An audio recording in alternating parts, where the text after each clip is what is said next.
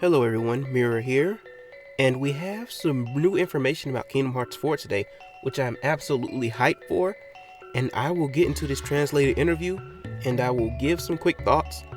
By the way, be sure to follow Audrey, she translated the interview, so give her some love. She does a lot for the Square Enix community, and she's a great person, so slide her a follow on Twitter.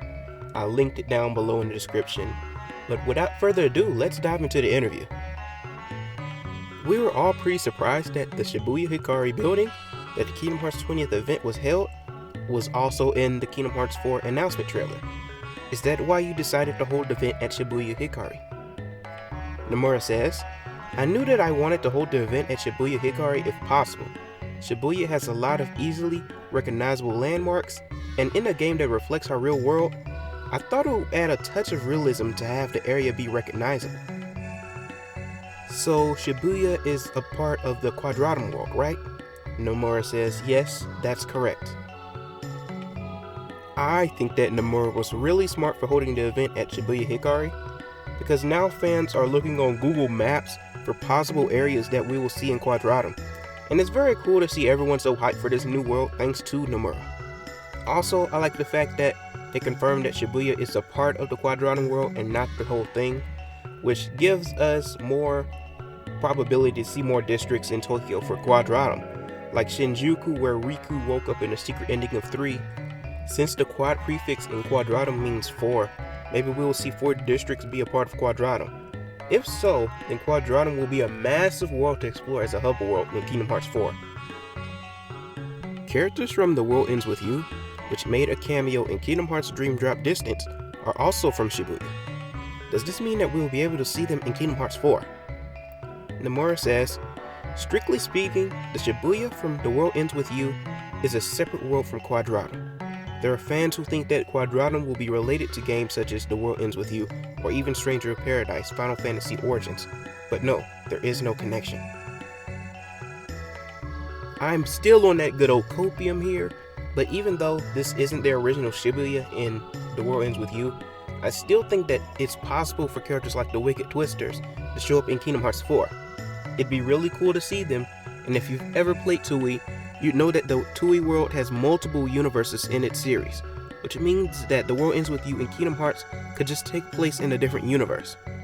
Also, you must note that the Final Fantasy characters have homes in the Kingdom Hearts universe, examples being Cloud in Radiant Garden and Tidus in Destiny Islands. So The World Ends With You characters having a home in Quadratum still isn't impossible in my opinion. Is the room that Sora wakes up in also located in Shibuya? Nomura says, yes, the exact location would be in South Aoyama.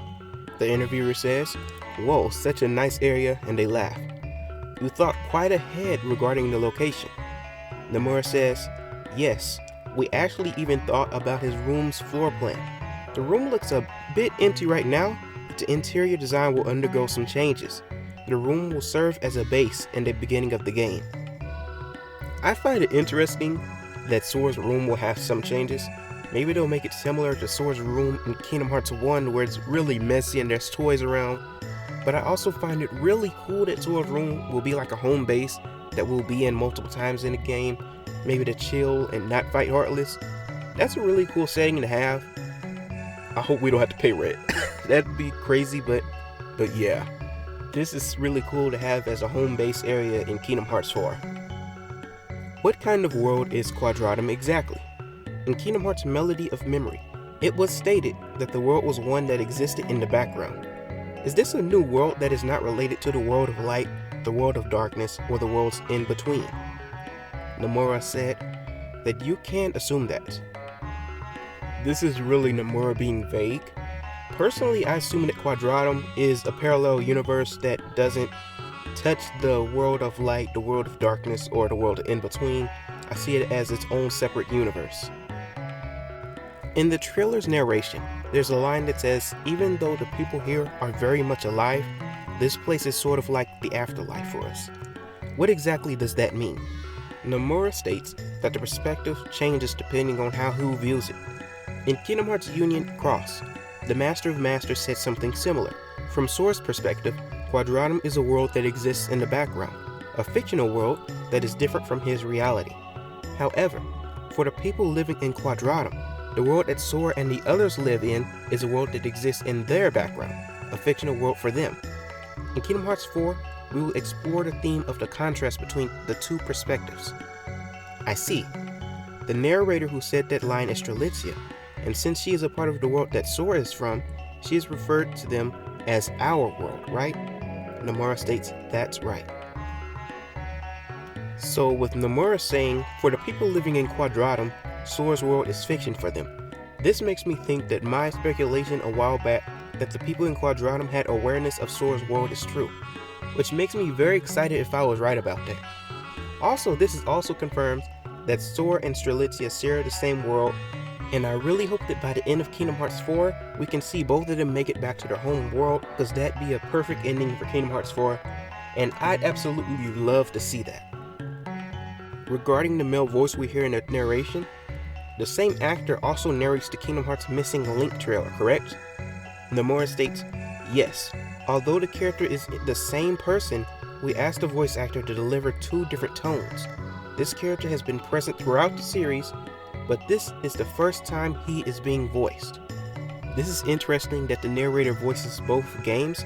I originally had an assumption that the voice actor was for Lucio and the Master, but Nomura stated that this is the voice actor's first time voicing the character, so it can't be the Master or Lucio, which kinda makes me think that it could be Brain, or it could be Darkness since we've never heard their voice actors before.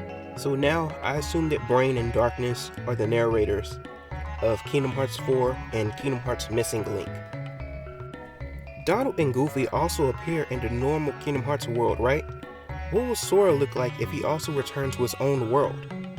Nomura states that Donald and Goofy are looking for clues as to where Sora may be in the normal world. The world that you see in the Kingdom Hearts 4 trailer up until the title reveal all takes place in Quadratum. And as such, Sora looks more realistic due to him being in that world. However, if he were to return to his own world, his appearance will look similar to the shaders used for Donald and Goofy.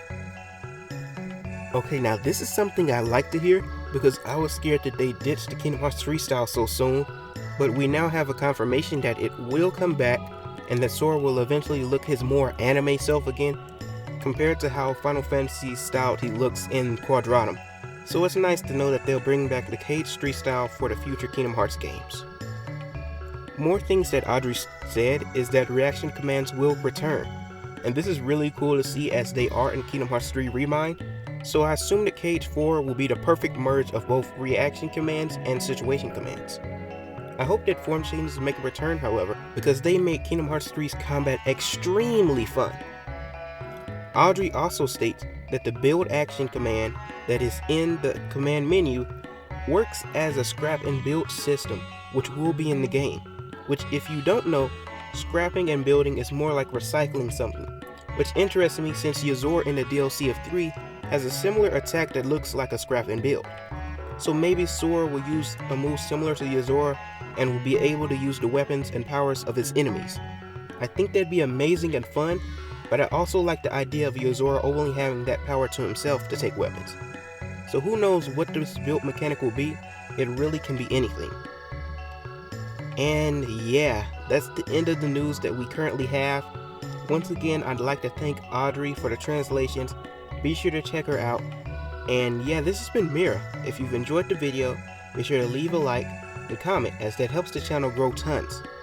If you want to see more Kingdom Hearts and Tooie content, be sure to subscribe and hit the notification bell so you never miss a video ever again.